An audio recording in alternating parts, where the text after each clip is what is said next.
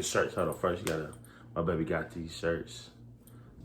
I used to be a boyfriend, now I'm a fiance. Getting married to fiance. 8/8/2020. Chocolate Beyonce. Well, no. No, that didn't work. No. It's all right. It rhymed though.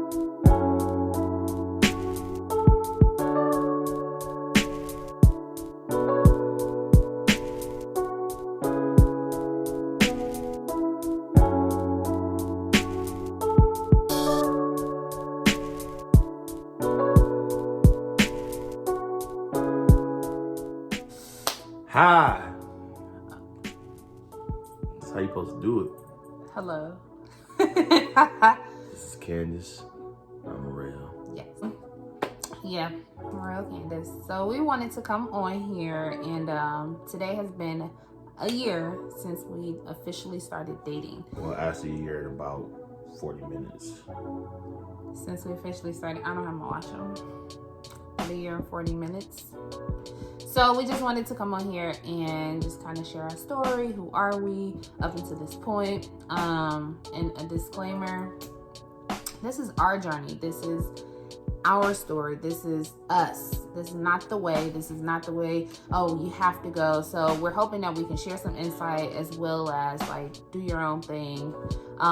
We got some questions from some of our single friends and family that they wanted to answer. They want us to answer, so we're going to try and do our best. So we're not experts, we're not licensed counselors, we're not any of those things. We're just Candice and Merrill. It's my fiance, my fine fiance, by the way. Fine. So Fiance. that's who we are.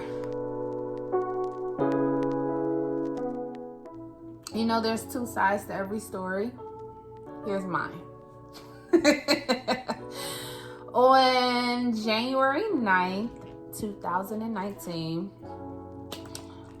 homeboy, he like slid in my DMs. You know, he said he wasn't feeling me like that. He just had some questions, but you know, I let him tell his side of the story. This is mine. So he reached out very vulnerable. He had seen a video that I made, had a lot of questions, wasn't trying to shoot a shot, but just very vulnerable, transparent, and he was looking for help for him and his family. So I was like, all right, cool. Me being me, what? I'm gonna relax while you tell your story. Me being me, I responded, and I was very transparent too about my testimony and how I got to where I was at that point, and we just kind of started talking about that. From there, one topic became, oh, I seen you went to that singles event, and then one topic became, you love the Lord, and then we just kind of started talking from there, and we like, all right. Well, I was like, all right. Now, when I first like Facebook stalked him, so he added me on Facebook, and I'm like, who is this dude? And so I stalked him, and he had like these hazel eyes. So I'm like, you know, I don't go for like pretty boys. And I'm like, he probably feel like, you know, he cute and all the girls want him. That's not me at all. I've been and fell back. So I'm like, nah, I ain't sweating. So, you know, he cool. I was like, he cool. He ain't really, you know, big-headed or anything like that. So we started talking and video chatting and up until our first date. So that's how we met. What's your side? No, I'm set the truthful side. No. Candice, for the most part, is correct. I don't know why she don't believe I genuinely reached out to her to like, so it was a Sacred Searches. It was that was the singles event. And at this time I was like judgmental, you know, Lord working on me. So I'm like, man, how do you go to this event? All these people, I don't have to give a gab.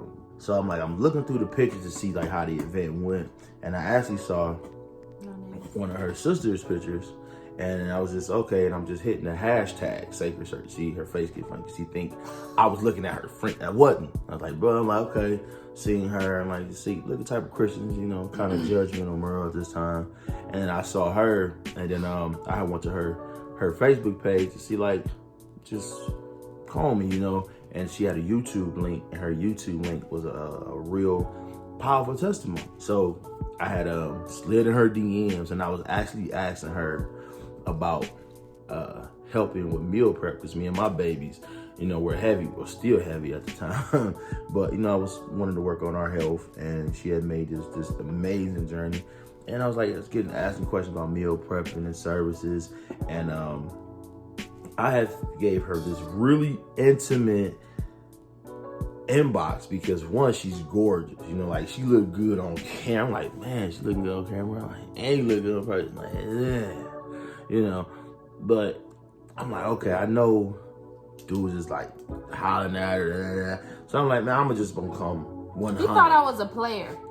I did, but I felt like a lot of dudes was hollering at her, so I just wanted to be transparent. I was like, listen, if she gonna think I'm hollering at her, I'm just give her what it is. So I told her my whole story, me and my baby's journeys, divorce, recovering, finding the Lord, hitting rock bottom, coming up, and now I hit sin.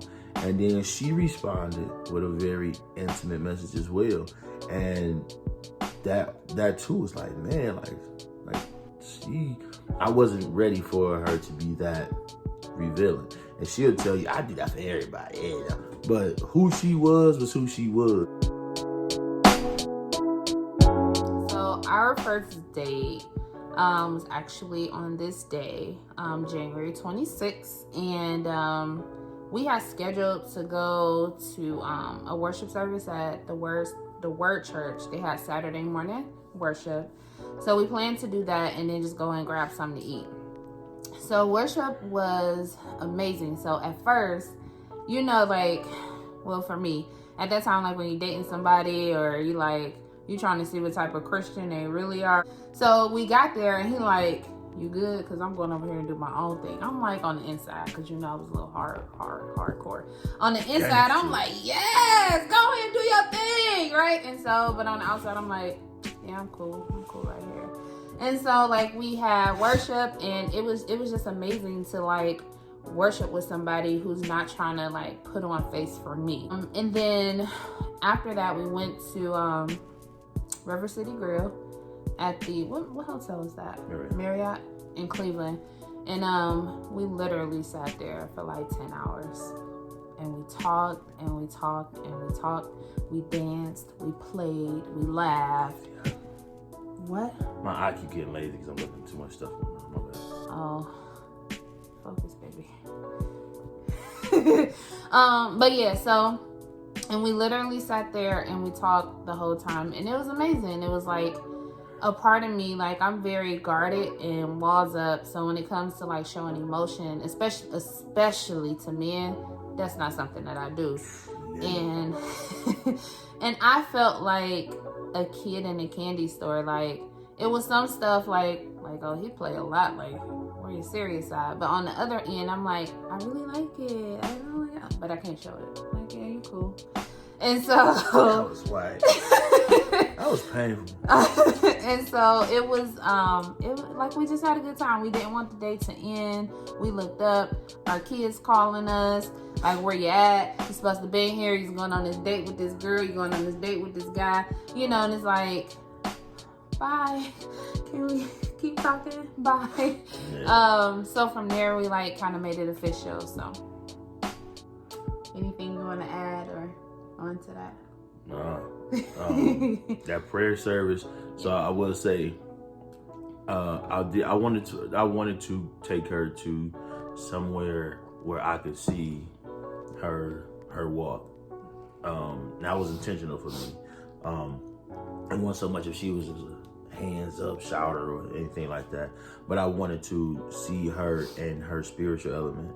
And me, it's at that moment, it's I go do my own thing and I fall out, cry, whatever, but I need that time alone with me. And I would see her.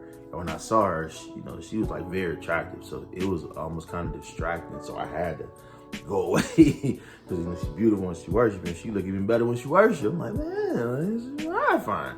So, seeing her in that element, that was refreshing because it's one of the things I prayed for. I prayed for a wife that I could pray for, I could pray with, and a wife that I could worship with. And that's I didn't want those things to be separate. That 10-hour date. That 10-hour date was predicated off of that, because it was I I wanted to know more and more and more and more. And we danced. Oh my God. Yeah, so Cut. No, just kidding. Go ahead. So I'm just like, man, like I'm getting excited because the conversation was just really natural. And then I was just like, you know what? At one point in the day, I'm like, I'm gonna just give her all of me, the cool guy going out the window, and I went from laughing and joking, playing too much to putting chopsticks in his nose. Let me see this pen. I'm like, this can't be the man that God has for me, because he's sitting up. We too old to be sitting up here with some chopsticks in your nose. He who the Son says free is free indeed. You hear me? So you know, I'm just like, I'm letting her have all of me, because I'm like, man, like this is all or nothing right now. And then I had said they was playing some jazz music overhead in a restaurant, and I was like, dance with me. And she was like, what? I'm like, dance with me. There was nobody in the restaurant but me, her, and the waitress. Like, dance with me, you know. And she like looked down, and she like, and I could see her think. And in that moment, she was super cool, but she panicked. And I seen like her nervousness and her awkwardness, and I'm like, okay, I see you now. Now what you gonna do? And I really wanted to dance, and it wasn't a test, but it was just God showing me her, and she coming out of this gangster shit, like, yeah. And now all of a sudden she's like, wait, do I know how to dance? Like, what do I do? And she's like, okay. She got up and we danced, and it wasn't like no sensual thing. It was just fun. It was just fun, and it was like I was having fun with my friends. Like.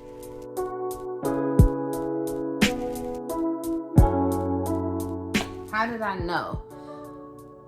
In the beginning, for me, I didn't know. I didn't know if this was a person, if he was who I wanted to marry, because it was like, he was a lot. Like, he jumped off the porch. He was just very open with me.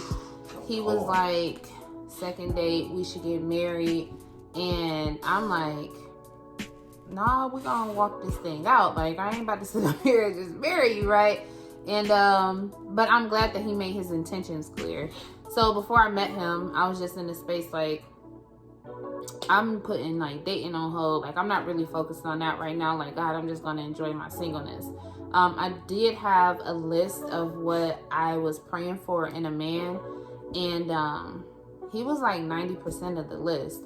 And I wouldn't never let him know. Like, he didn't find out until recent. But I'm like, I need to know if this is the right one. But he was like 90% of my list that I had prayed about. And so even though it wasn't like, oh, this is the person I'm going to marry, but I'm like, okay, this is the person I'm going to continue to walk with. So that was, for me, how I knew is like when I had a better grasp on marriage and a better understanding of relationship. But it's like a revelation you get about marriage. Like, this is really going to take work, and that's easier said than done. And it's like, we've had to work through some things, and it's like, that's what marriage looks like. I love that we both are involved in community and that we're not doing this thing alone. So that was another big thing. Like, I couldn't be with somebody who's like, I don't want so-and-so in our business. I don't want, like, no, somebody need to be all up in our business, because clearly we both divorced. We didn't get it right the first time. So, like, you know what I'm saying? Like, we need help. And he's never, like, he's been always super humble to, like, babe, you want to go to this marriage group? You want to go to this marriage group? And then the bigger picture is marriage, not so much of, for me, is respecting the covenant of marriage and committing to that. And then, is this somebody, flaws and all, that I can walk that out with? And I would say yes. So I know. My wife to be is very practical. And I'm not going to lie, I did not like that. I didn't. I was like, where is your faith, woman? But her practicality is where God has gifted her with wisdom and discernment. And I have to not only grow to understand that, but to accept that that's where God uses her. So wow, let me see what time I won't be flying. So when I knew, fly, baby, you can fly. So when I knew that Candice was was my wife. I had chose her immediately because of one, she was very attractive. I like to call it my chocolate covered Christian.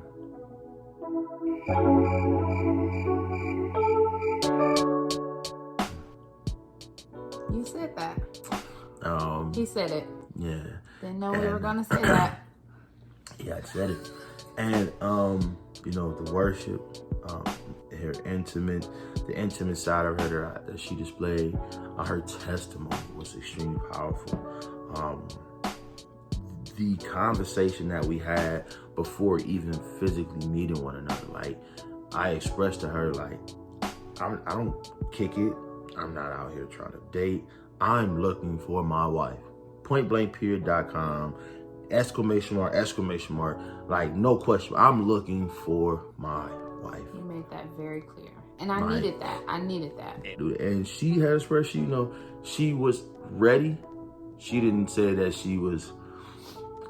She said that she had reciprocated that she was there. But I don't think that she knew that it was going to happen so soon and that I was going to jump so hard and so fast. Because I'm like, look, if you here, we here and we going.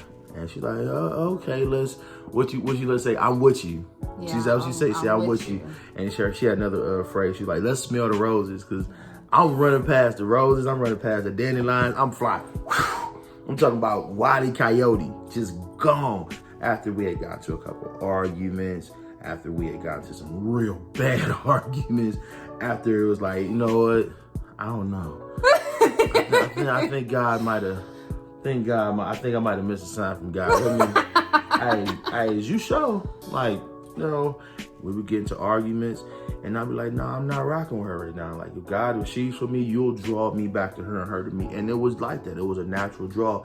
And I mean, my heart would change. We'd get in an argument, and my heart would just be like, ugh. And then sometimes it'd be 10 minutes later. Sometimes it'd be 12 hours later. Sometimes it'd be 24 hours later. And I'm like, baby, I miss you. Like, this ain't that bad. And I had to make my mind up, God. It wasn't like I was waiting for God to say, hey, that's your wife, like some type of big bang. And it wasn't like that. God just kept on putting, hey, you have to make the decision. This is my daughter. You prayed for her. I presented you to her. I presented her to you. What you gonna do, Adam? But yeah, like we had enough arguments and some really tough arguments. A couple rough patches, real rough. We had to learn how to fight together and not each other, and we're still learning. So again, we're not the experts.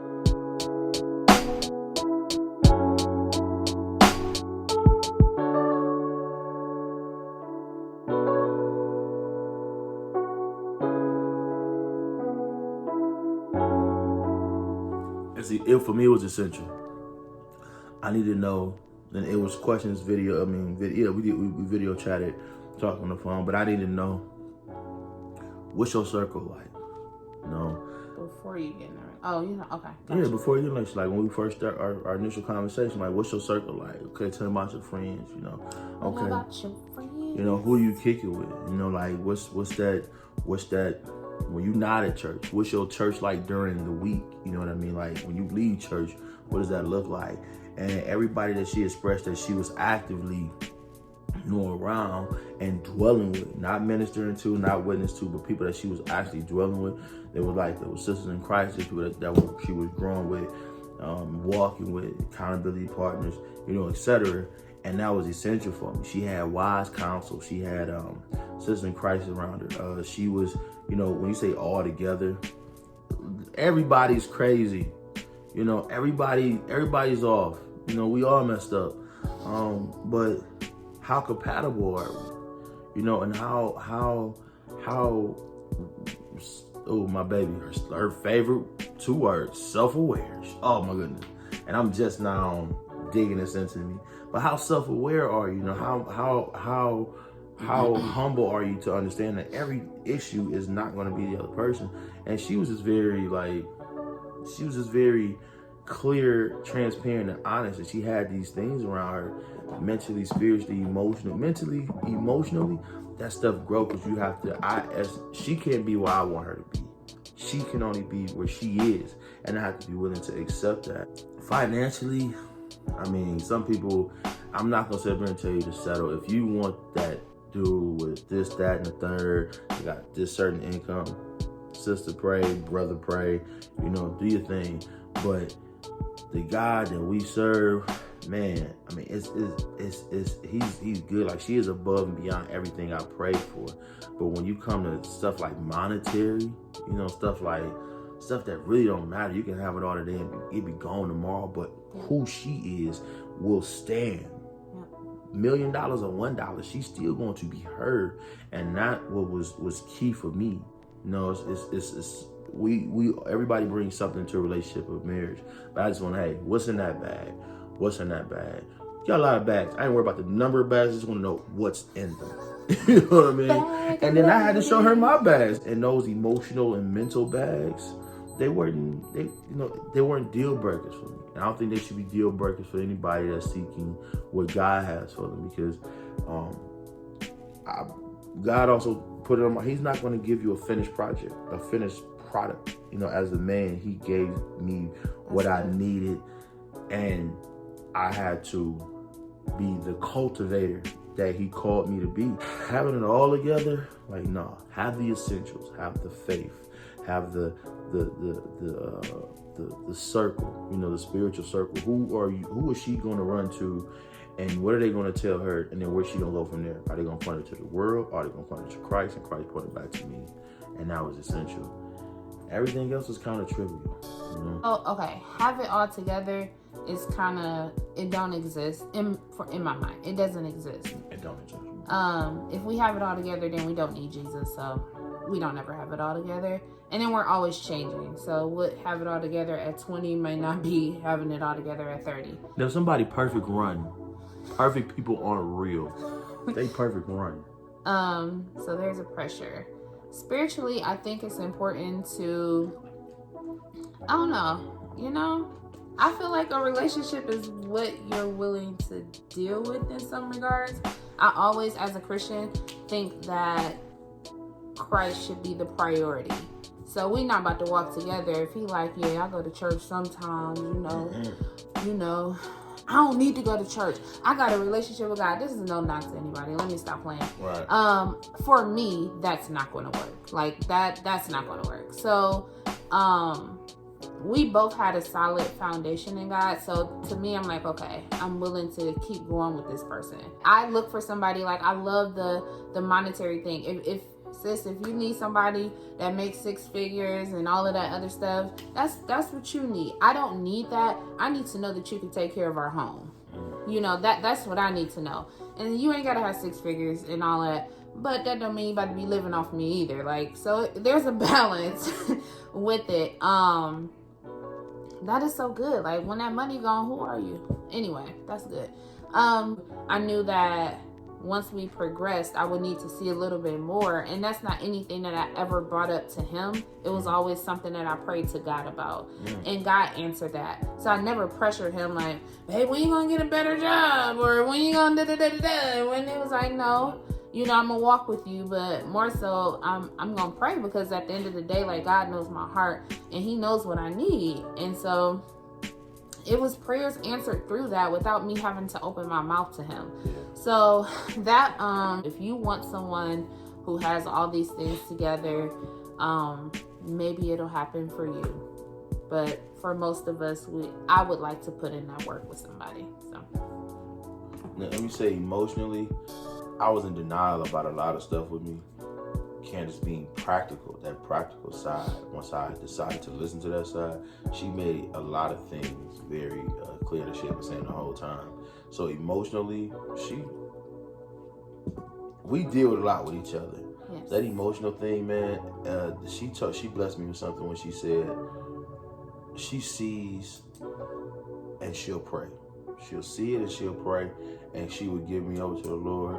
And literally, she wouldn't complain. She wouldn't rag me about it. She would tell me. She would. I don't want to say rebuke me. She would correct me, and those corrections a lot of times was either around the argument, for argument, maybe those corrections might start the argument, but at the end of the day, I knew that she loved me, and her corrections was for my well-being, my better well-being. And that's, I had to get in my mind, like, she's not trying to fix me. She wants me to be better for God first. Yeah. And then I could be better for her.